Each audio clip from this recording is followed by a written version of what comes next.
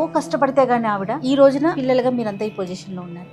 ఈ రోజు మీ సక్సెస్ని చూసి మీ మీ జర్నీని చూసి అమ్మ ఎలా ఫీల్ అవుతారు, ఏమంటారు, మీతో ఎలా మాట్లాడతారు, ఏం మా చెప్తారు? పిల్లలు తల్లితో మాట్లాడరండి, నాకు తెలిసి చాలా చాలా తక్కువ తక్కువ మాట్లాడతారు, చాలా తక్కువ మాట్లాడతారు.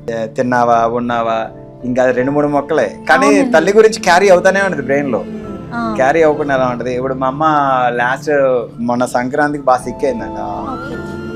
ఒక హాస్పిటల్లో జాయిన్ చేశాను. జాయిన్ చేసిన తర్వాత దాంట్లో నా ఫ్రెండ్ రవిచంద్ర అని ఉన్నాడు. చాలా మంది నా డాక్టర్స్, కానీ తను మంచి ఫ్రెండ్. అసలు జాయిన్ చేసినప్పుడు ఒకటే మాట చేస్తా, భయ్యా మీ అమ్మకి ఎలా ట్రీట్ చేస్తున్నావు అలా ట్రీట్ చేయి, నేను ప్రెషర్ చేయను, నాకు ఎటువంటి కౌన్సిలింగ్లు వద్దని అన్నా. కానీ ఈసారి కష్టమే భయ్యా అన్నాడు. సరే నీ ఇష్టం భయ్యా, చేయగలిగేది ఏం లేదు, నీ చేతిలో పెడతాను పెట్టేశాను.